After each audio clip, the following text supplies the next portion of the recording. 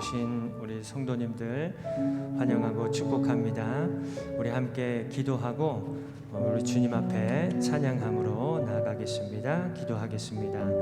사랑하는 하나님, 저희들을 깨워주시고 이 새벽에 또다시 주님 앞에 불러주셔서 주님을 바라보게 하시고 또 주님의 이름을 찬양하게 하시고 또 저희들의 심령을 주님의 말씀으로 채워주시고 새롭게 해주시니 참 감사합니다. 하나님, 이 시간이 저희들 그냥 왔다 가는 지나가는 시간이 아니라 이 시간 주님 앞에 나와 주님을 찬양하며 또 기도하며 주님의 말씀을 들을 때에 살아계셔서 역사하시는 주님을 만나고 경험하는 귀한 시간 되게 하여 주시고 오늘 하루의 삶이 매일매일의 저희들의 삶이 언제나 주님과 동행하는 믿음의 삶이 될 수 있도록 주님께서 인도하여 주시옵소서. 이 시간 찬양하며 주님 앞에 나아가기를 원합니다. 저희들의 마음의 문을 열고 저희들의 입술을 열고 저희들의 눈을 열어서 주님을 바라보며 주님을 찬양하며 나아가는 이 귀한 시간이 될 수 있도록 주님 함께하여 주시옵소서. 예수님의 이름으로 기도드리옵나이다. 아멘. 우리 어제 말씀 후에 함께 불러봤던 찬양인데요, 나를 덮어주소서, 내 영 살게 하소서, 이런 고백을 담은 찬양입니다. 우리 같이 한번 찬양하면서 이 시간 나의 영혼이 주님의 사랑을 간절히 사모하여 주님 앞에 나왔습니다. 주님 임재하여 주셔서 이 시간 나를 덮어주소서, 내 영 살게 하소서. 우리 간구하는 마음으로 기도하는 마음으로 함께 찬양하기 원합니다. 우리 가사를 생각하면서 함께 찬양하겠습니다. 나의 영혼, 나의 영혼, 주의 사랑 간절히 사모하니 나의 주여, 나의 주여 임하셔서 나를 덮어 주소서. 나의 영혼, 나의 영혼, 주의 사랑, 주의 사랑 간절히 사모하니 나의 주여 임하셔서 나를 덮어 주소서. 한 번 더 고백합니다. 나의 영혼, 나의 영혼, 주의 사랑 간절히 사모하니 나의 주여, 주여 임하셔서 나를 덮어 주소서. 내 영 살게 하소서, 내 영 살게 하소서, 내 영 살게 하소서. 주의 얼굴 빛 비추소서. 내 영 살게 내 영 살게 하소서, 내 영 살게 하소서, 내 영 살게 하소서. 주의 얼굴 빛 비추소서. 내 영 살게 내 영 보게 하소서, 내 영 보게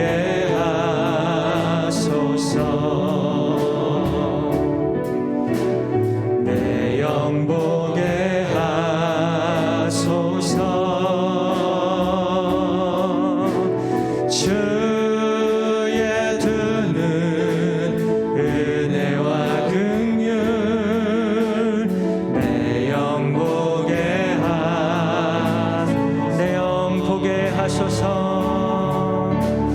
내 영 보게 하소서. 내 영 보게 하소서.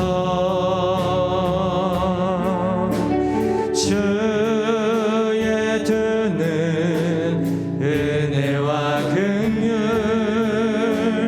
내 영 보게 하소서.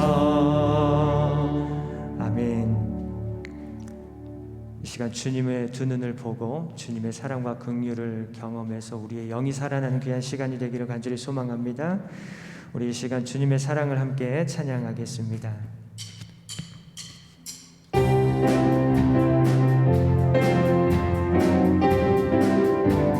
예수 사랑하심은 예수 사랑하심은 거룩하신 말일세. 우리들은 약하나 예수 권세 많도다. 날 사랑하심 날 사랑하심 날 사랑하심 성경에 쓰인 나를 사랑하시고 나를 사랑하시고 나의 죄를 다 씻어 하늘 문을 여시고 들어가게 하시네. 날 사랑하심 날 사랑하심 날 사랑하심 성경을 쓰 내가 연약할수록 더욱 귀히 여기사 높은 보좌 위에서 낮은 나를 보시. 아멘. 날 사랑하심 날 사랑하심 날 사랑하심 성경에 쓰인 세상 사는 동안에 나와 함께 하시고 세상 떠나가는 날 천국 가게 하소서. 날 사랑하심 날 사랑하심 날 사랑하심 날 사랑하심 성경에 쓰인 내가 연약할수록 더욱 귀히 여기사 아멘 높은 보좌 위에서 낮은 나를 보시네. 날 사랑하심 날 사랑하심 날 사랑하심 성경에 쓰여네.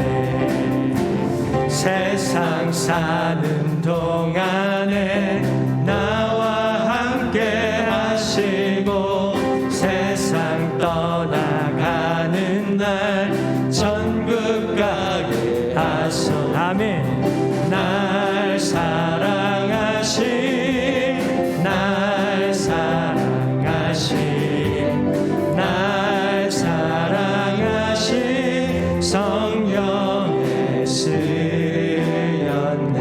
날 사랑하심 날 사랑하심 날 사랑하심 날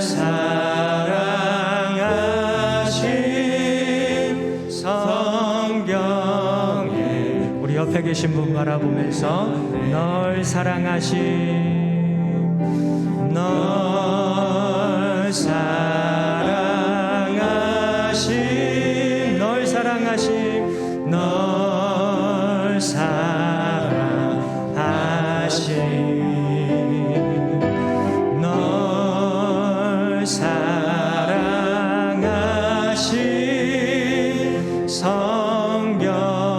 시간에는 자신의 가슴에 손을 얹고 날 사랑하신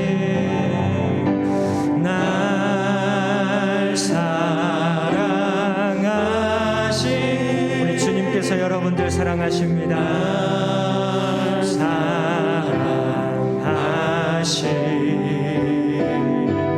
날 사랑하신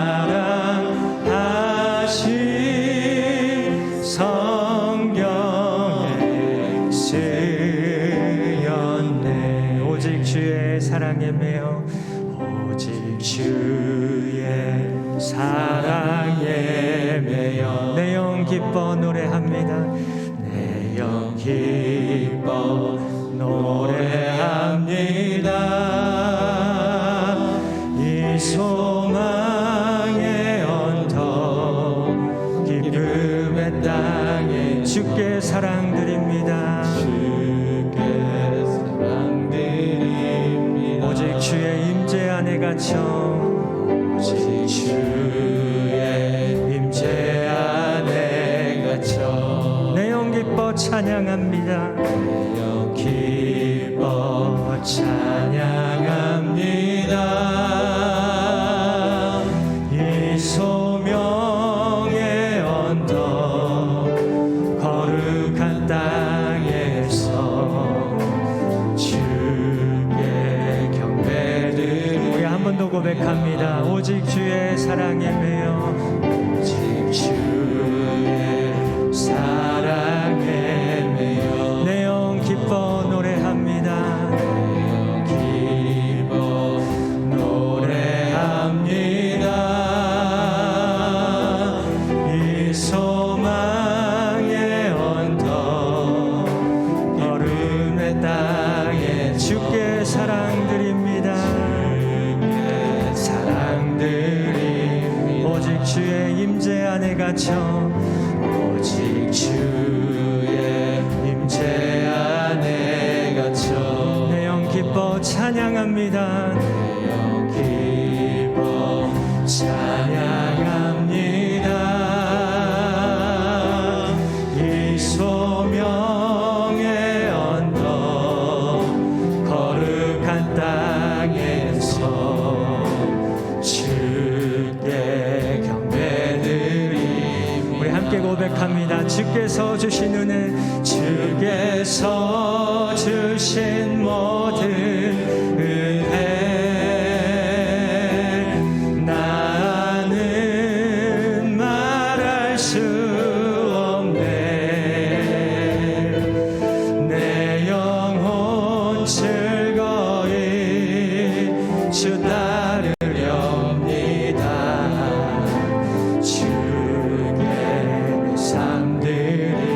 주께서 주신 모든 은혜 주께서 주신 모든 은혜 나는 말할 수 없네.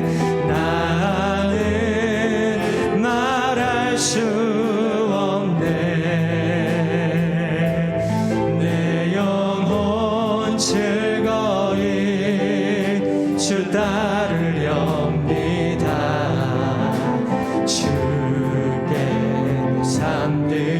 내 영혼 즐거이 내 영혼 즐거이 주 따르렵니다. 주께 내 삶 드립니다. 주께 내 삶 드립니다. 주께 내 삶 드립니다.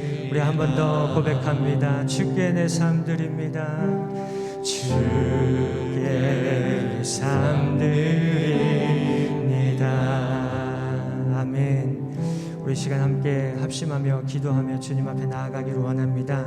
우리 새벽 말씀 묵상 세미나 두 번째 날인데요, 시간에 풍성한 은혜로 함께하여 주시고 이 말씀 세미나를 통하여 우리가 말씀 위에 굳게 서고 말씀으로 살아가는 믿음의 삶을 살아갈 수 있도록 인도해 주시라고 기도해 주시고, 이 시간 또 말씀 들고 서시는 우리 강사 목사님의 영육 간의 강건함과 성령의 충만함을 더해 주시도록 우리 함께 기도하겠습니다. 거룩하시고 자비로우신 아버지 하나님, 언제나 함께하여 주시고 인도하여 주시고, 오늘 이렇게 두 번째 날 함께하여 주시고 인도해 주시니 감사합니다. 하나님, 풍성한 은혜로 함께하여 주시옵시고, 이 말씀 세미나를 통하여서 저희들 말씀으로 새로워지고 말씀으로 든든히 세워지는 저희들의 믿음의 삶이 될 수 있도록 주님께서 인도하여 주시고 함께하여 주시옵소서. 사랑하는 하나님, 저희들이 말씀으로 살아갈 수 있기를 간절히 소망합니다. 하나님, 말씀으로 새로워지기를 간절히 소망합니다. 하나님, 저희들 말씀으로 저희들의 영이 살아나기를 간절히 소망합니다. 주님, 이 시간에 말씀 전해주실 때에 저희들 주님의 음성을 듣는 귀한 시간이 될 수 있도록 인도하여 주시고, 귀한 깨달음을 얻는 귀한 시간 되게 하여 주셔서 저희들 말씀의 묵상을 하는 삶을 살아가는 저희들의 믿음의 삶이 될 수 있도록 주님 함께하여 주시옵소서. 이 시간 말씀 들고 서신 우리 강사 목사님 붙들어 주시고, 영육 간의 강건함을 더하여 주시며 성령의 충만함을 더하여 주옵소서.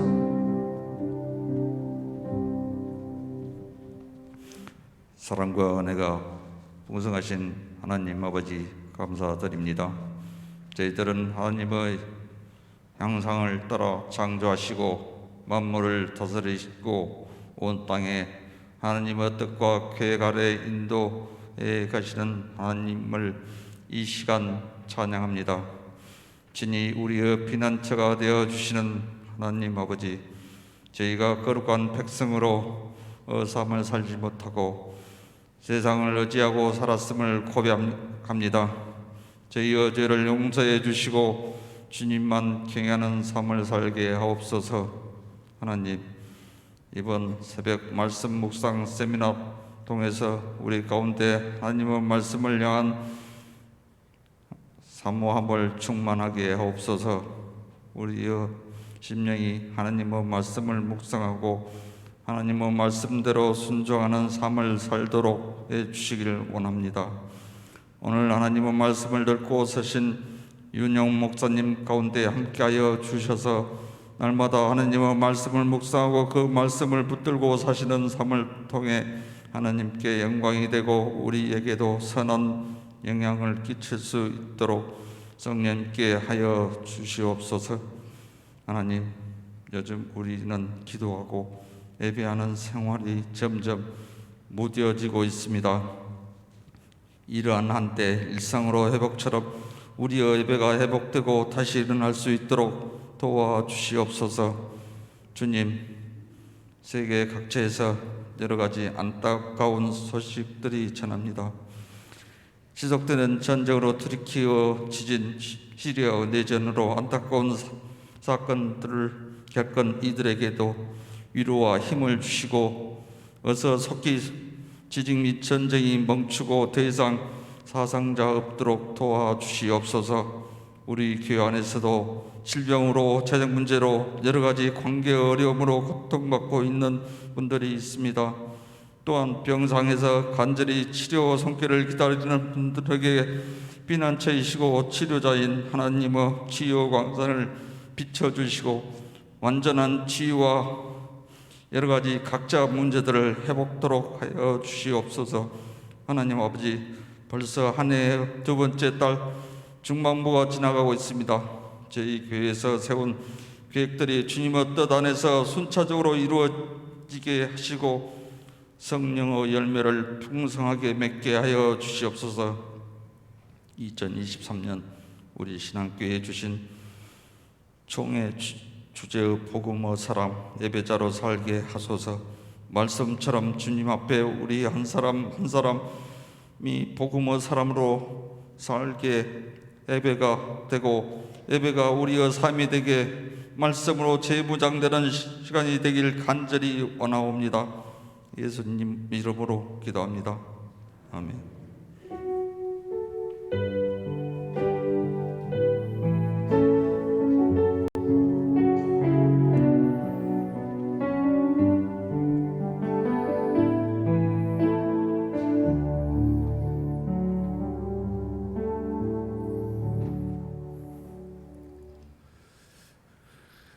둘째 날을 맞았습니다. 새벽 말씀 묵상 세미나에 오신 여러분들, 힘을 내어서 마지막 날까지 완주하시기를 바랍니다. 오늘 하나님께서 주시는 말씀은 시편 1편 1절에서 3절까지의 말씀입니다. 시편 1편 1절에서 3절까지의 말씀.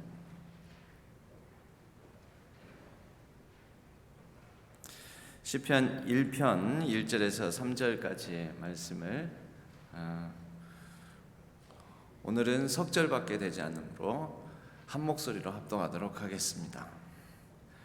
같이 말씀을 봉독하겠습니다. 복 있는 사람은 악인들의 꾀를 따르지 아니하며 죄인들의 길에 서지 아니하며 오만한 자들의 자리에 앉지 아니하고 오직 여호와의 율법을 즐거워하여 그의 율법을 주야로 묵상하는도다.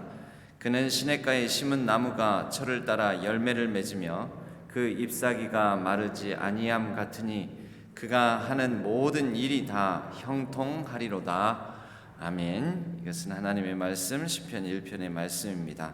오늘도 이 말씀을 바탕으로 계속되는 2일차 말씀 묵상 세미나에 하나님께서 우리에게 듣는 길을 주시고 또 마음을 열어 말씀을 향해 우리의 온전한 반응과 또 하나님께서 우리의 심령을 거룩하게 자극시켜 주시기를 간절히 바라고 원합니다. 윤용 목사님께 두 번째 날에도 또 새 힘을 주셔서 우리에게 말씀을 향한 좋은 도전을 주시라고 우리 박수로 또 맞아 주시기를 바랍니다.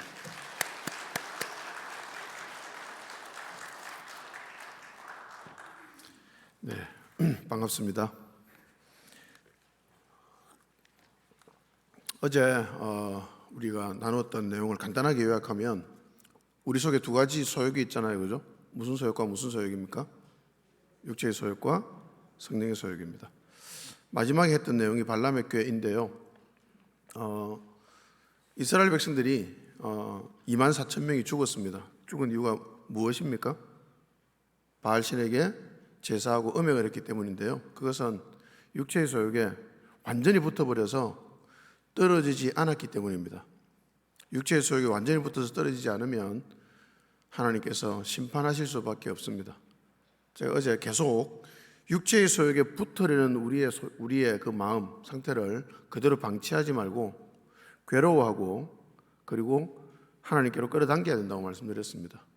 괴로워하고 끌어당기는 노력이 없으면 우리는 육체의 소욕에 딱 붙어 살아갈 수밖에 없고요. 그러면 하나님의 심판을 받습니다. 정말 심판을 받나요? 저는 그렇게 심판받는 사람 많이 봤습니다. 심판받는 게 무슨 말인가 하면 육체의 속에 딱 붙어 살면 결국 인생이 망가집니다. 알코올 중독자가 되기도 하고요. 성범죄를 저질러서 감옥에 가기도 하고요. 가정이 파탄나기도 하고요.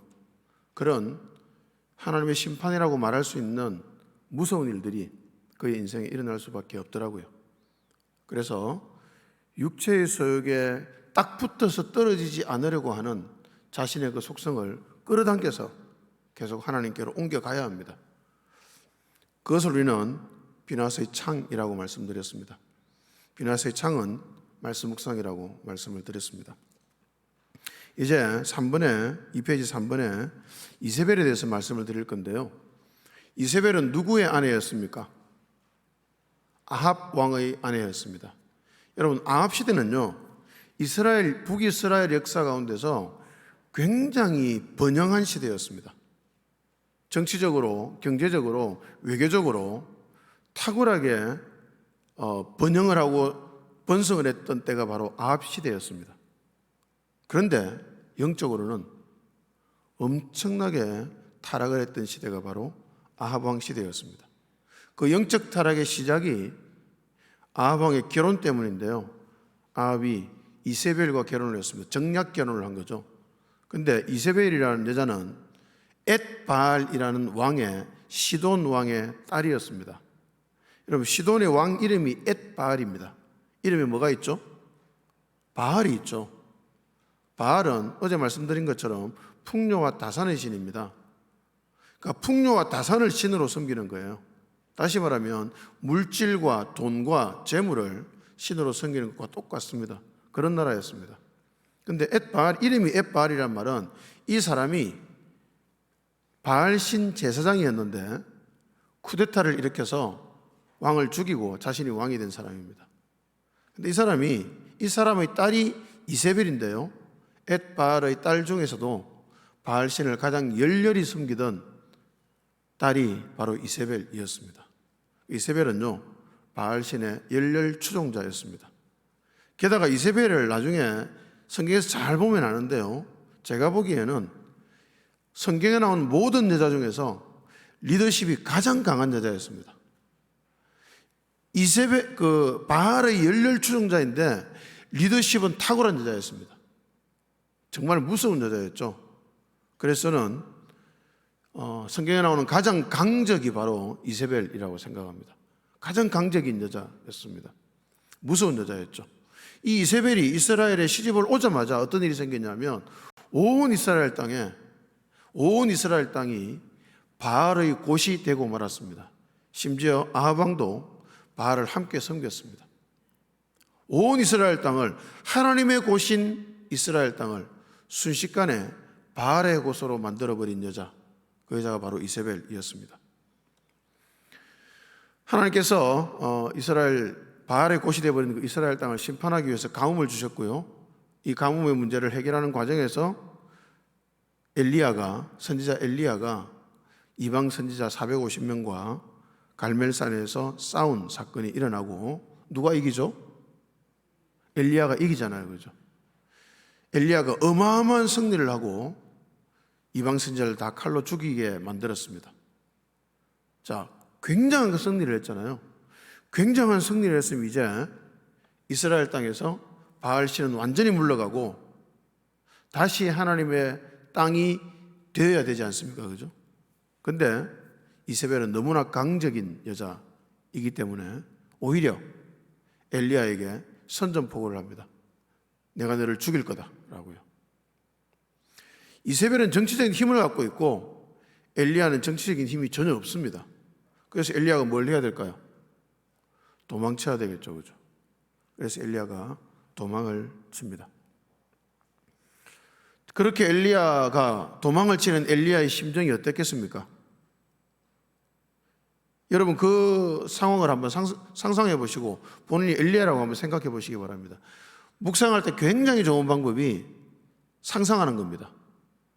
내가 엘리야가 되어서 그 성경을 읽어보시면 성경이 달리 보입니다. 여러분이 엘리야의 심정에 대해서 한번 그 상황에서 나는 어떻게 할지, 어떻게 하고 싶은지 한번 생각해 보시기 바랍니다. 자신의 온갖 영성을, 그동안 갈고 닦은 모든 영성을 다 동원해서 이방 선지자들과 싸워서 어마어마한 승리를 거두었는데 이제 목숨의 위협을 느껴야 합니다. 그리고 도망쳐야 돼요. 여러분, 이제 뭘 하고 싶으시겠습니까? 누구라도 이제 그만하고 싶다라는 생각이 들 겁니다. 죽고 싶을 겁니다. 선지자 엘리야도 죽고 싶었습니다. 그래서 하나님께 죽기를 청하였다. 사람들 다 물리고 혼자 광야로 들어가서 하나님께 죽기를 청했다고 성경은 말하고 있습니다. 하나님, 이게 뭡니까 도대체? 이제 그만하시고 저를 좀 데려가 주십시오. 죽고 싶습니다. 이렇게 하나님께 항변하면서 기도했을 것입니다. 그리고 지쳐서 로뎀나무 아래에서 잠이 들었습니다. 그때 천사가 엘리야를 어루만지며 깨워서 음식을 먹입니다. 2번이나 그것을 반복하죠. 낙심해 있고 좌절해 있고 절망해 있는 엘리야에게 하나님은 천사를 보내서 어루만지게 하시고 음식을 먹이신 겁니다. 여러분, 정말 낙심한 사람을 만날 때 뭘 해야 될까요? 실족해서, 여러 가지 이유로 실족해서 교회를 안 나오고 있는 분이 있을 때 여러분, 그분을 찾아가서 무엇을 해야 되겠습니까? 이렇게 하면 안 되잖아, 우리 교회 가야 돼, 다시 하나님께로 돌아가야지 라고 아무리 말해도 큰 효과가 없을 겁니다. 그분이 낙심한 마음이 그렇게 쉽사리 회복되지 않을 것이기 때문입니다. 그때 뭘 해야 될까요? 밥 사주시면 됩니다. 맛있는 밥 사주십시오. 아무 말 하지 마시고 동성이면 어깨 어루만져 주시고 어깨 토닥거려 주시고 맛있는 밥 사주시기 바랍니다. 혹시 음식을 잘 하시는 분이면 아주 맛있는 밥을 해서 한 끼를 대접을 하시기 바랍니다.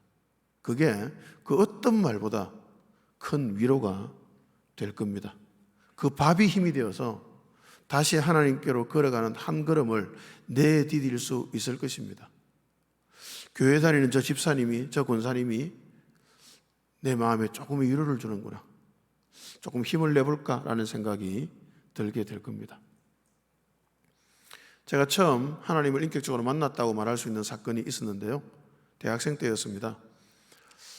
삶의 의미가 없어서 정말 딱 죽고 싶더라고요.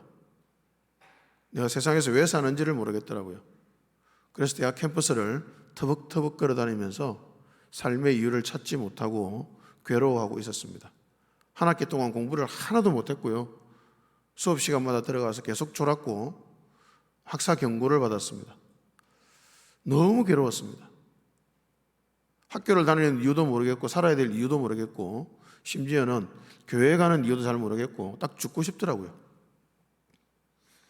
그래서 제가 존경했던, 굉장히 좋아했던 선배를 찾아갔습니다. 같은 학교 선배였는데 그 선배를 찾아가서 갔더니 그 선배가 저를 데리고 자신의 집으로 데리고 왔습니다. 부산에 1차, 2차, 3차, 4차, 5차 이렇게 부르는 동네가 있는데요. 그 동네는 아주 가난한 동네에서 이주민들입니다. 철거민들이죠. 철거에서 1차로 철거에 간 동네를 1차, 2차로 간 동네를 2차 이렇게 불렀는데요. 5차는 저 산꼭대기에 있었습니다. 그 선배는 5차에 살고 있습니다. 그래서 산꼭대기 마을인데 가운데 계단을 쭉 만들어 놓고 계단을 따라서 올라가는 곳이었습니다. 땀을 뻘뻘 흘리면서 봄날에 그 선배 집까지 꼭대기까지 올라갔습니다. 가서 그 선배가 아무 말도 하지 않고요. 제가 공고해 하는 걸 보고 괴로워하는 걸 보고 아무 말도 하지 않았습니다. 그냥 한마디도 하지 않고 그 선배 집으로 저를 데리고 갔습니다. 판잣집 같은 집이었는데요. 그 집에 들어가서 정말 또 계속 아무 말도 하지 않고 미지근한 물을 대야에 딱 담아 꺼내더니 씻으라 그러더라고요. 그때 당시는 왜 그렇게 발냄새가 심했는지요. 안 씻으면 방에 들어갈 수가 없었습니다. 그래서 발을 씻고 방에 들어갔더니 선배가 밥을 차려놨더라고요. 지금도 눈물이 나려고 하는데요. 제가 굉장히 좋아하는 부산에서 먹는 빨간 소고기국이 있습니다. 그 빨간 소고기국이랑 쌀밥이랑 맛있는 김치랑 이렇게 딱 차려놨더라고요. 그래서 그 한 그릇을 맛있게 먹었습니다. 그리고 상을 물리고 예배를 드렸습니다. 둘이서 예배를 드렸는데 그때 부른 찬양이 지금도 기억납니다. 내 마음이 낙심되며 근심에 눌릴 때 주께서 함께 하사 뭐죠 가사가? 네, 그렇게 되는 찬양입니다. 그 은혜가 내게 족하다, 그 은혜가 내게 족하다. 거기서 울음이 터져서 그 찬양이 다 끝날 때까지 계속 울었습니다. 그 은혜가 내게 족하다. 그 선배 혼자 찬양을 부르고 저는 계속 울고 찬양이 끝나고 나서 성경을 한 구절 읽고 그 선배가 간단하게 설교를 하고 근데 무슨 성경을 읽었는지 무슨 설교를 했는지 하나도 기억이 안 나고요. 그 찬양만 기억이 나고 그 소고기국이 기억이 납니다. 그 소고기국과 따뜻한 쌀밥이 기억이 납니다. 저는 그 선배가 저에게 준 그 소고기국과 쌀밥이 저를 살렸다고 생각을 하고요. 그리고 그 찬양이 저를 살렸다고 생각합니다. 예배를 끝나고 나오는데 노을이 졌습니다. 그때까지 노을을 참 많이 봤는데 한 번도 노을이 예쁘다는 생각을 안 해봤거든요. 그냥 우울한 색깔이더라고요. 인생이 우울했기 때문에. 근데 그날 노을은 어찌 그리 예쁜지요. 노을을 쳐다보면서 와, 세상이 이렇게 예뻤나 하고 고개를 돌리는데 슬로우 비디오처럼 움직이는 느낌이었습니다. 천천히 이렇게 움직이는데요. 옆에 있는 작은 들꽃이 보이고 풀 한 포기가 보이는데 너무너무 아름다운 거예요. 하나님이 만드신 세상 이렇게 아름다운 것이구나. 내가 그 하나님의 사랑을 받고 있구나 하는 놀라운 깨달음과 은혜를 얻으면서 저는 하나님을 인격적으로 만나게 되었습니다. 여러분, 사람을 살리는 건요 우리 사람이 사람을 살릴 수 있는 건 전혀 아닙니다. 사람을 살리는 분은 하나님이세요. 근데 우리는 통로로 사용될 수 있는데요, 그 통로로 사용될 수 있는 제일 좋은 방법이 밥입니다. 왜 밥일까요? 하나님도 엘리야에게 밥을 주셨다니까요, 천사를 보내서. 아니, 천사를 보냈으면 굉장히 거룩한 말을 해서 그 사람을 이렇게 세울 수 있을 것 같은데 천사가 아무 말 안 하고요, 어루만지면서 밥 줬습니다. 하나님의 천사는요, 많은 말 하지 않고 맛있는 밥 사주는 사람입니다. 여러분이 공부할 때 옆에 와서 많이 떠드는 사람, 하나님 보낸 사람 아닐 겁니다, 아마. 그저 조용히 어깨 두드리면서 밥 사주는 사람, 그 사람이 아마 하나님 보내신 천사일 겁니다. 저는 저에게 보내신 천사를 만난 거죠. 여러분은 누군가에게 그런 천사가 되고 있으십니까? 혹시 여러분도 그런 천사를 만나신 적이 있습니까? 우리가 하나님의 그런 천사가 되면 좋겠습니다. 여러분, 그렇게 해서 이 엘리야는 천사를 만났다고 해서 갑자기 모든 게 해결되지 않았습니다. 그죠? 그냥 힘을 좀 얻었을 뿐이에요.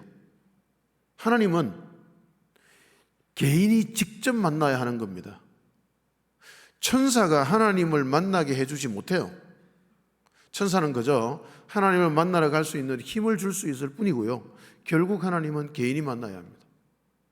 그래서 엘리야는 그 힘을 얻어서 어디로 갔냐 하면 40주 40야를 걸어서 하나님의 산 호렙으로 갔습니다. 왜 호렙이었을까요? 여러분, 이 호렙은 모세가 하나님을 만나서 십계명 돌판을 받은 산입니다. 엘리야가 왜 그곳으로 갔을까요? 나도 하나님을 만나야 되겠다라고 생각을 한 겁니다.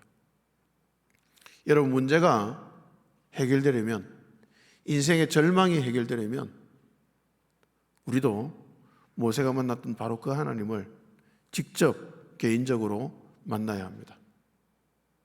누구를 통해서가 아니라 직접 만나야 합니다. 그래서 40주 40야를 걸어서 하나님의 산 호렙에 가서 굴 속에 숨어 있었죠. 하나님께서 굴 속에서 나오라고 하십니다. 그리고 하나님께서 지나가십니다. 하나님께서 지나가시는데 크고 강한 바람이 불고요, 지진이 일어났고요, 불이 있었습니다. 그런데 그 속에 하나님은 계시지 않았습니다. 여러분, 하나님과 만난다는 것이 어마어마한 사건이 일어나서 하나님을 만나게 되는 것이 전혀 아닙니다. 그 모든 것이 지나가고 나서 세미한 소리가 있었죠. 그 세미한 소리가 바로 하나님이었습니다.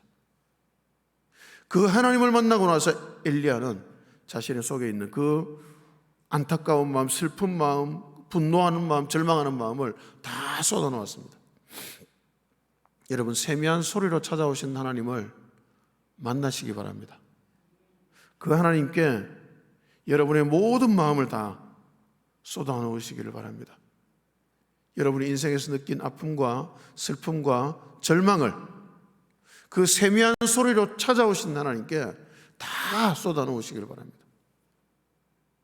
그제서야 하나님의 진정한 음성이 들려옵니다.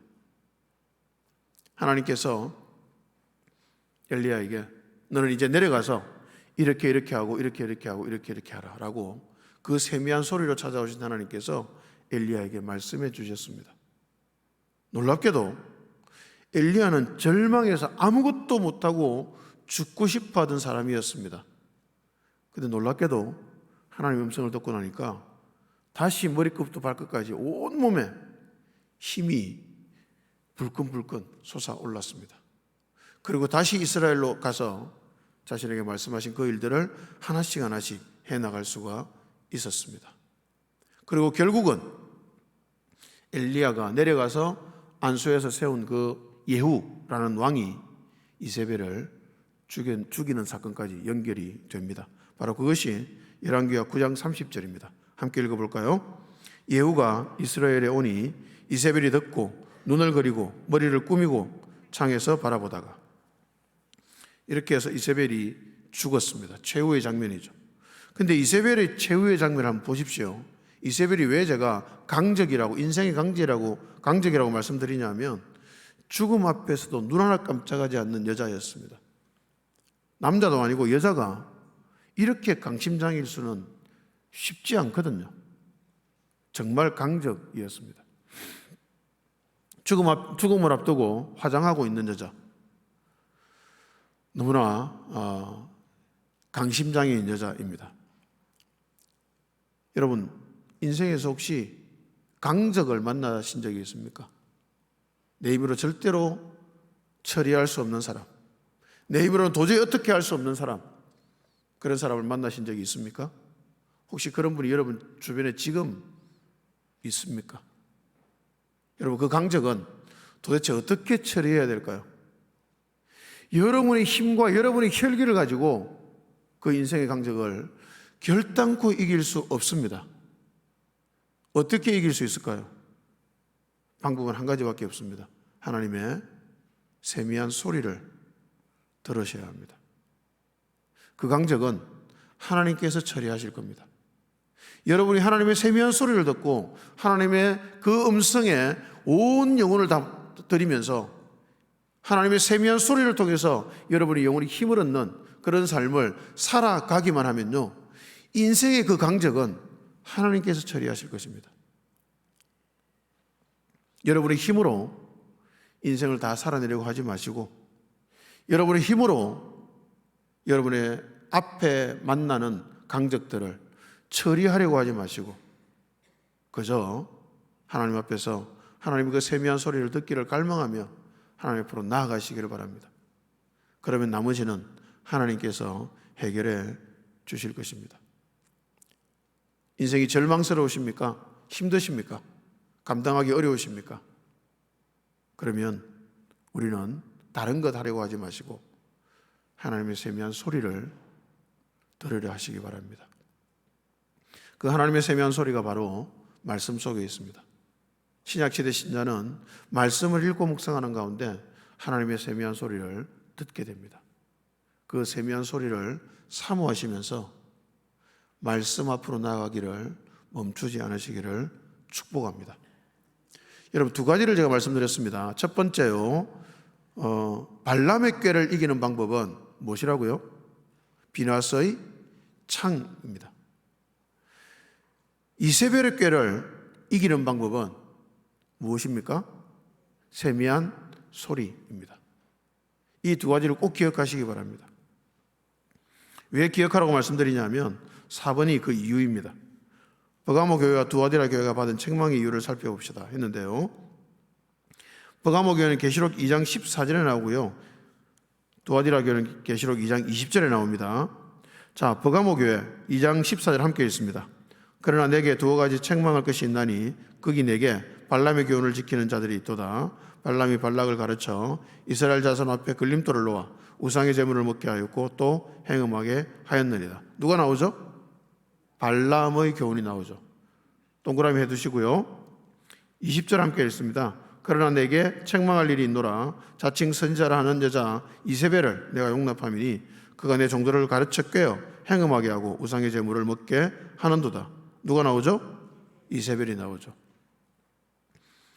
여러분, 이 발람과 이세벨은요 지금도 살아 있습니다. 그래서 발람의 꾀와 이세벨이 너무 중요한 이야기입니다. 발람과 이세벨은 모든 시대에 살아 있습니다. 발람과 이세벨의 공통점이 뭐죠? 누구와 어떤 신과 관계되어 있죠? 바알 신과 관계되어 있습니다. 바알 신은 무슨 신이라고요? 풍요와 다산의 신이죠. 그래서 이 바알 신은 반드시 행음하게 하고 우상의 제물을 먹게 합니다. 여러분, 행음이 뭡니까? 실제로 음행을 하는 것도 행음이지만 더 중요한 행음은 돈을 사랑하는 게 행음입니다. 하나님께서 재물과 하나님 사이에 선택하라고 말씀하시거든요. 여러분, 신앙은 결국은 재물과 하나님 사이에 선택하는 겁니다. 돈이냐 하나님이냐. 분명히 말씀드리는데 돈이냐 하나님이냐 둘 중에 하나밖에 선택 못해요. 하나님도 선택하고 돈도 선택하고 그것은 있을 수 없습니다. 이 둘 중에서 하나를 선택해야 되는데 그 하나를 선택할 때 돈을 선택하게 만드는 세력이 어느 시대에나 반드시 있다는 겁니다. 여러분, 계시록 7교회 중에 2교회가 버가모와 두아디라 교회입니다. 계시록에 나오는 7교회는 뭔가 하면 모든 시대에 존재하는 7가지 유형의 교회를 대표적으로 설명하고 있는 것이 계시록 7교회입니다. 그러면 오늘날 우리가 살아가는 이 현대에도 계시록 7교회 같은 유형의 교회들이 동일하게 있다는 말이죠. 그러면 7교회 중에 2교회에 누가 있냐면 발람이 있고 이세벨이 있습니다. 교회 안에 있단 말이에요. 발람의 교회와 이세벨의 교우는 교회 안에 있습니다. 바알을 섬기는 그 타락한 신앙도 교회 안에 있습니다. 교회 안에요. 우리가 교회만 발로 걸어서 들어와서 예배드리고 돌아간다고 해서 우리가 바알을 섬기지 않는다는 보장이 없다는 말입니다. 우리가 예배당에 와서 예배를 드리고 있어도 여전히 우리는 바알을 섬기고 있을 수 있다는 말입니다. 여러분, 신앙교회 안에서 발람의 교훈, 이세벨의 교훈을 쫓아내야 합니다. 여러분의 삶에서도 발람의 교훈과 이세벨의 교훈을 쫓아내야 합니다. 그것이 쫓겨나지 않으면 우리는 하나님께로부터 책망을 받을 수밖에 없습니다. 버가모 교회와 두아디라 교회가 책망받은 이유가 바로 발람의 교훈과 이세벨의 교훈 때문이거든요. 여러분 속에서 발람을 쫓아내시고 이세벨을 쫓아내시기를 바랍니다. 어떻게 쫓아낼 수 있을까요? 다시 어제 처음에 말씀드린 것으로 돌아갑니다. 육체의 소욕과 하나님의 소욕, 성령의 소욕이 있는데 이 2가지 중에서 무엇을 강화시켜야 될까요? 성령의 소욕을 계속 강화시켜서 육체의 소욕을 다스리고 통제해야 합니다. 그것이 바로 발람의 교훈과 이세벨의 교훈을 극복하는 방법입니다. 그래서 비나스의 창을 들어야 되고요, 하나님의 세미한 소리를 들어야 합니다. 말씀을 생명으로 붙들어서 비나스의 창을 들고 하나님의 세미한 소리를 듣고, 그래서 발람의 교훈과 이세벨의 교훈을 물리칠 수 있는 저와 여러분 되시기를 축복합니다. 7번을 보겠습니다. 경건한 사람과 경건치 못한 사람은 각각 어떤 모습인지 살펴봅시다. 이제 펜을 드시고요, 뭘 하냐면 갈라디아 5장 19절에서 21절을 읽을 건데, 읽으면서 자신에게 1%라도 해당이 되는 내용이 있으면 동그라미를 하시면서 읽어보시기 바랍니다. 하나님 앞에서 정직하셔야 됩니다. 자신에게 1%라도 있다면 동그라미 하셔야 됩니다. 함께 천천히 읽으면서 표시해 보겠습니다. 육체의 일은 분명하니 곧 음행과 더러운 것과 호색과 우상숭배와 주술과 원수 맺는 것과 분쟁과 시기와 분냄과 당 짓는 것과 분열과 이단과 투기와 술 취함과 방탕함과 또 그와 같은 것들이라. 여기까지요.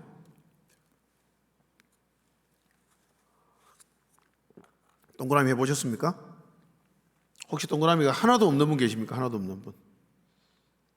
하나도 없는 분은 여기 계시면 안 되고요, 하늘나라로 가셔야 됩니다. 그죠? 들림 받아야 됩니다. 그분은. 그런 사람은 있을 수가 없죠. 그죠? 아마 많은 동그라미가 나왔을 겁니다. 1%라도 우리 속에 있다는 전제 조건을 달았기 때문에요. 그런데 여러분, 이게 참 무섭습니다. 동그라미가 있다는 말이 무서워요. 왜 무서우냐 하면 그 뒤를 보겠습니다. 전에 너에게 경계한 것 같이 경계하노니 이런 일을 하는 자들은 하나님의 나라를 유업으로 받지 못할 것이요. 여러분, 이 동그라미가 있는 사람은 하나님 나라를 유업으로 받지 못한다고 성경이 말하고, 제가 말한 게 아닙니다. 혹시 저를 미워하실까 봐 제가 미리 말씀드리는데 제가 말한 게 아니고 성경이 말한 겁니다. 여러분, 이런 일 중에서 하나라도 하면 하나님 나라를 유업으로 못 받는데요. 하나님 나라 유업으로 못 받는다는 무슨 말입니까? 천국에 못 간다는 말입니다. 충격이 되지 않았습니까? 저는 이 구절 묵상하면서 정말 충격받았습니다. 제가 천국 못 간다고 지금 말하고 있는 건데요. 여러분, 우리 천국 못 갑니까? 아니잖아요. 그죠? 우리 천국 가는 이유와 조건이 뭡니까? 예수 그리스도의 보혈이잖아요. 그죠? 우리는 천국 갑니다. 천국 가는데 예수 그리스도의 피, 예수 그리스도의 보혈 때문에 천국에 갈 수 있습니다. 자, 이 말은 이제 무슨 말인가 하면 이런 겁니다. 내가 내 속에 음행이 있고 더러운 것이 있고 호색이 있고 우상숭배가 있고 주술과 원수 맺는 것이 있는데 그럼에도 불구하고 예수 그리스도께서 날 위해 죽어주셨어. 그래서 나는 천국 갈 수 있다. 이게 기독교의 진리 아닙니까? 그죠? 자, 근데 처음에 우리가 예수 믿을 때 다 이런 놀라운 기쁨이 있잖아요. 그래서 이 은혜를 받아서 눈물을 흘리면서 주님 감사합니다 이러잖아요. 그죠? 근데 예수 믿은 지 5년이 되고 10년이 되고 20년이 되고 하다 보면 이제 어떻게 되죠? 주님이 날 위해 죽으셨어. 당연하지 뭐. 맹숭맹숭하죠. 주님이 날 위해 죽으셨어 하는데 마음에 감동이 없어요. 눈물이 안 나요. 왜 그럴까요? 혹시 여러분 출발선이 옮겨진 것은 아닌가라는 생각이 듭니다. 출발선이, 여러분 우리의 출발선은요 지옥입니다. 지옥.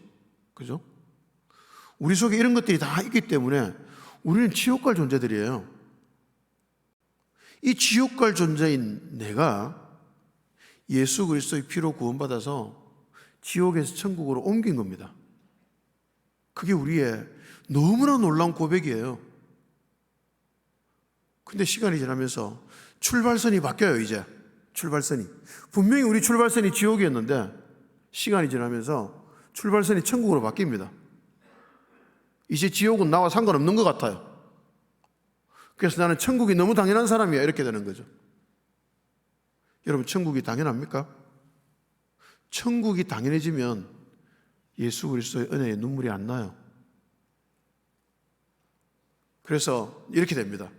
주님이 우리에게 찾아오셔서 사랑하는 아들아, 사랑하는 딸아, 내가 너를 위해 십자가에 못 박혀 죽었단다. 나는 정말 너를 사랑해. 그렇게 말씀하시면 이제 10년, 20년, 30년 예수 믿은 분은 이렇게 말할 수 있습니다. 주님, 알고 있잖아요. 너무 잘하는 이야기 뭘 자꾸 하십니까? 그거 이제 그만하시고 돈 좀 줘보세요. 돈 좀. 내 지금 이렇게 어려운 거 안 보이세요 지금? 이 문제 좀 해결해 주세요. 저를 사랑하신다면 말이에요. 그렇게 말하지 않을까요? 혹시 그렇게 말해 보신 적은 없으신가요? 왜 그렇게 말할까요? 출발선이 옮겨져서 그렇습니다. 천국이 당연하다고 생각을 해서 그렇습니다. 여러분, 우리의 천국은 당연하지 않습니다. 지금도 우리는 여전히 여기에 나오는 많은 죄들을 범하면서 살아가고 있기 때문입니다. 우리는 여전히 출발선은 지옥에 있습니다. 출발선을 옮기지 마시기 바랍니다. 우리의 출발은 언제나 지옥입니다. 출발선을 옮기지 않으면 그럼 어떻게 될까요? 출발선을 옮기지 않고 10년, 20년, 30년 신앙생활하면 어떻게 될까요? 20년, 30년 신앙생활 했는데 주님이 똑같이 말씀하시죠. 사랑하는 아들아, 사랑하는 딸아, 내가 너를 사랑한다. 내가 널 위해 십자가에 못 박혀 죽었단다. 그러면 출발선이 옮겨지지 않은 사람은 이렇게 고백합니다. 주님, 맞습니다. 주님이 날 위해 죽으셨죠. 그래서 제가 살았습니다. 주님 너무 감사합니다. 제가 지금 너무 가난하고 어려운데요. 돈이 없고 그래서 너무 불편한데요. 주님 괜찮습니다. 이 정도야 뭐. 지옥 갈 제가 천국 가는데 이 정도가 뭘 그렇게 괴롭겠습니까? 괜찮습니다. 주님 너무 감사합니다. 날 위해 죽어주신 주님. 이렇게 고백한단 말이죠. 여러분, 이 고백을 하는 사람의 눈에서 어떻게 눈물이 사라질까요? 주님의 십자가만 생각하면 흐르는 눈물을 어떻게 멈출 수가 있을까요? 여러분, 비결은 바로 그 비결은 출발선을 옮기지 않는 데 있습니다. 여러분, 출발선을 옮기지 마시기 바랍니다. 우리의 출발선은 언제나 지옥입니다. 그래서 예수 그리스도의 은혜가 너무 감격스러워서 그 감격과 감사가 사라지지 않는 저와 여러분 되시기를 축복합니다. 2번을 보겠습니다. 7번의 2번입니다. 경건한 사람의 성품을 살펴보겠습니다. 갈라디아 5장 22절 23절 함께 읽습니다. 오직 성령의 열매는 사랑과 희락과 화평과 오래 참음과 자비와 양성과 충성과 온유와 절제니 이 같은 것을 금지할 법이 없느니라. 자, 우리는 이렇게 성령의 열매에 대해서 이야기하면 이렇게 생각하기 쉽습니다. 성령의 열매를 맺어야 돼 라고요. 성령의 열매를 맺어야 돼. 사랑의 열매를 맺어야 되고 희락의 열매를 맺어야 되고 화평의 열매를 맺어야 돼 라고 생각하기 쉽습니다. 자, 그런데 22절, 23절을 아무리 자세히 살펴봐도 성령의 열매를 맺으라고 말한 적은 없잖아요. 그죠? 단지 그냥 성령의 열매는 이거야 라고 말하고 있습니다. 여러분, 성령의 열매는요 9가지가 있는데 이게 성령의 열매라는 사실을 알기만 하면 돼요. 맺으려고 힘쓰지 마시기 바랍니다. 이상한 말을 하죠. 그죠? 왜 힘쓰지 말라고 하는지 이유를 말씀드리겠습니다. 정말 미운 사람이 있습니다. 저 사람 보면 꼭지가 돌 것 같아요. 막 화가 나서 미칠 것 같습니다.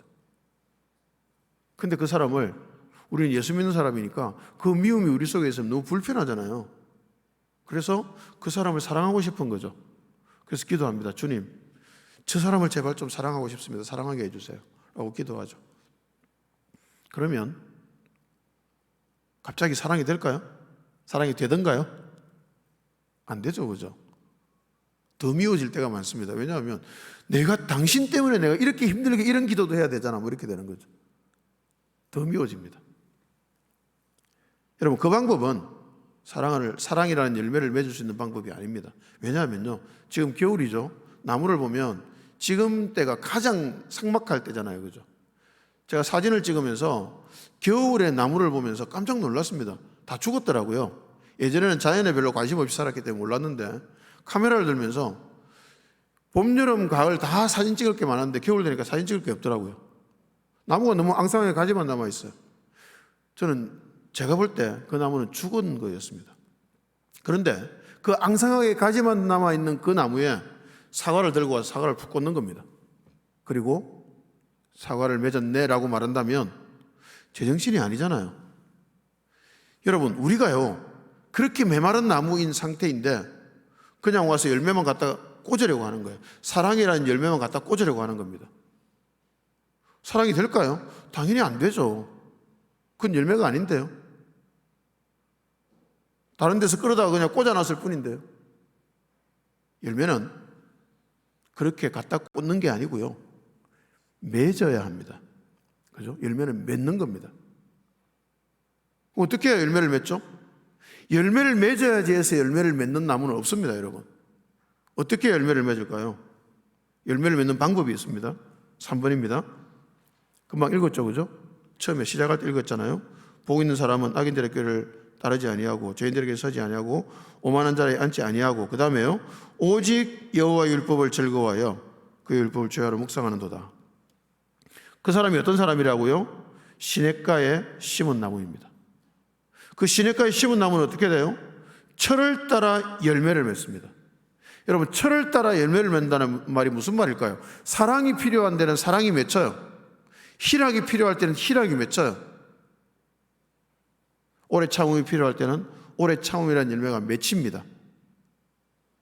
그래서 열매는요, 맺히는 겁니다. 열매는 갖다 꽂는 게 아니라 저절로 맺히는 겁니다. 여러분, 기독교 신앙에서 가장 중요한 단어 중 하나가 바로 저절로라는 단어입니다. 기독교 신앙은요, 내가 억지로 뭔가를 해내는 게 결코 아닙니다. 저절로 되는 신앙이 기독교 신앙이에요. 근데 어떻게 해야 저절로 될까요? 아무것도 안 해도 저절로 될까요? 그런 일은 없습니다. 어떤 조건이 갖추어져야 저절로 되죠. 그 조건이 뭐냐면 시냇가에 심 기우는 겁니다. 여러분, 우리가 있는 그 삶의 터전에서 우리의 마음을 뿌리채 뽑아서 시냇가로 옮겨 심으면 됩니다. 그러면 놀랍게도요, 예전에 절대로 맺히지 않았던 열매들이 맺혀요. 이상하게 저 속에 사랑이 올라오고요, 이상하게 기쁨이 올라와요. 어떻게 하면요? 시냇가에 심 기우는. 근데 시냇가에 심 기우는 게 뭐라고 말씀하죠? 여호와의 율법을 즐거워하여 그 율법을 죄하러 묵상하는 것이라고 합니다. 여러분, 그게 시냇가에 심 기우는 겁니다. 여호와의 율법을 즐거워하십시오. 하나님의 말씀을 즐거워하십시오. 그리고 그 말씀을 주야로 묵상하십시오. 그러면 우리는 시냇가에 심기게 되고요, 너무 놀랍게도 성령의 9가지 열매가 하나씩 맺히게 될 겁니다. 정말일까요? 일단 저에게는 정말이었습니다. 제가 교회를 개척하고 제일 고민이 뭐였냐면, 저에게 일어난 이 놀라운 일이 성도들에게도 일어날 수 있을까? 이게 저희 가장 큰 고민이었습니다. 저는 말씀의 삶을 걸어서 제 내면이 변하고 제 경향이 변하고, 그래서 어느 순간 저도 모르게 성령의 9가지 열매들이 조금씩 맺혀가는 걸 너무나 놀랍게 보고 있는데요, 교인들도 그게 가능할까 했습니다. 근데 불가능하더라고요. 안 되더라고요. 처음에 교회를 개척하고 2년 반쯤 됐는데 2년 반 동안 제가 한 가지 외친 것, 그것은 말씀을 묵상하자였습니다.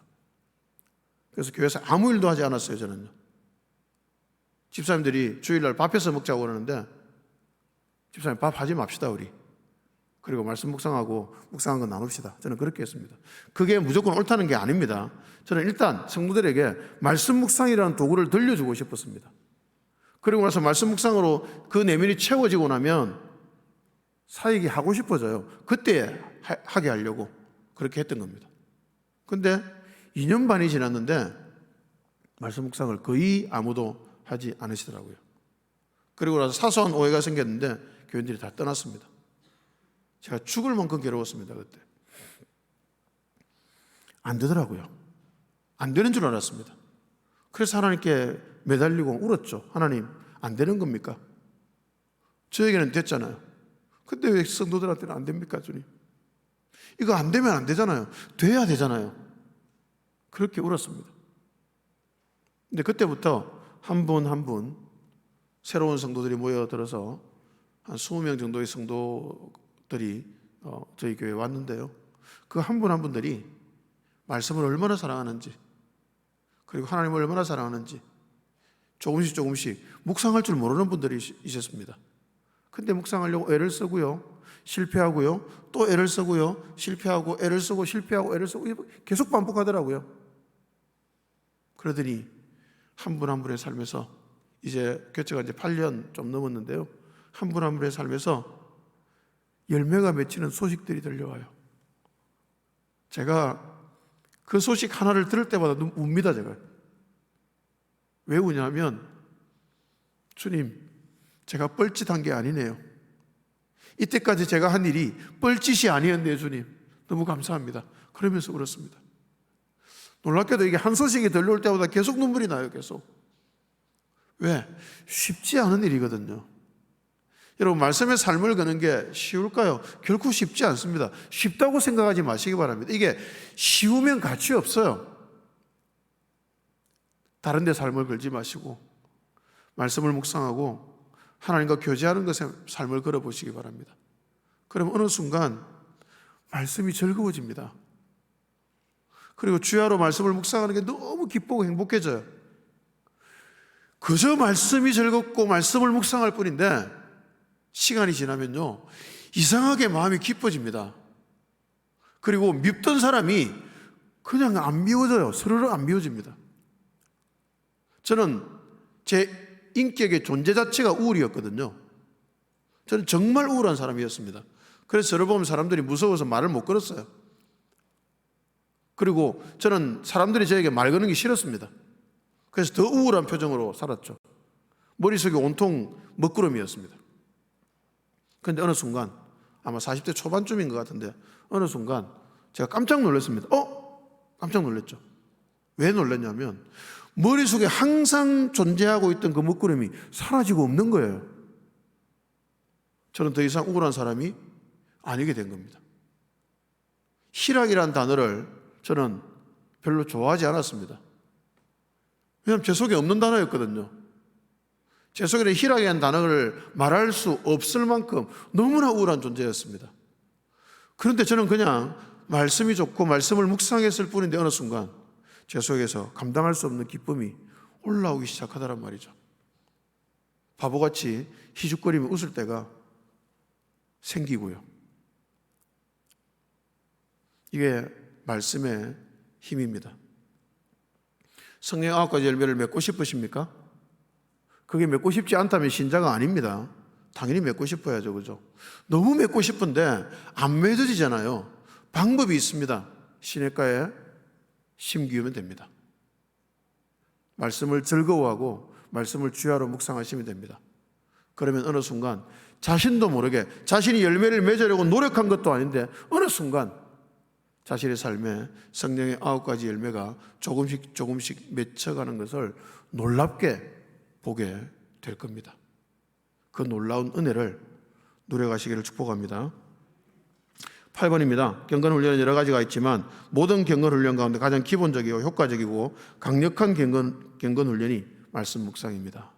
여러분, 가장 강력한 경건훈련. 그래서 기필코 성령의 열매를 맺게 하고야만은 경건훈련. 그게 바로 말씀 묵상입니다. 예배도 중요하고 새벽 예배도 중요하고 경건서적 읽는 것도 너무 중요합니다. 그러나 이 모든 것들을 하지만 가장 근간이 되고 근본이 되고 가장 강력한 경건훈련이 말씀 묵상이라는 사실을 기억하시고 말씀을 생명으로 붙들겠다고 결단하시는 저와 여러분 되시기를 축복합니다. 이제 오늘 저녁부터는 말씀 묵상에 대한 구체적인 방법을 말씀을 드릴 겁니다. 구체적인 방법에 있어서도 상투적인 방법으로는 우리가 말씀 묵상을 제대로 하기가 좀 어렵습니다. 그래서 방법 하나하나에 어떻게 성령의 임재하심을 경험하고 누려갈 수 있는지를 제 경험을 통해서 함께 나누어 가도록 하겠습니다. 은혜를 사모하시면서 저녁에 뵙도록 하겠습니다. 감사합니다.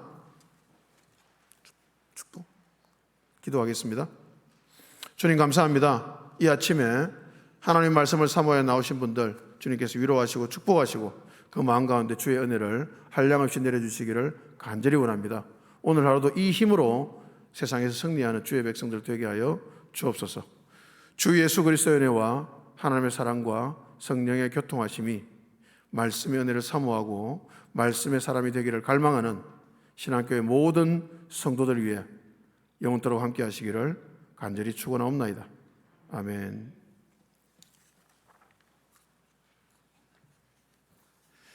예, 계속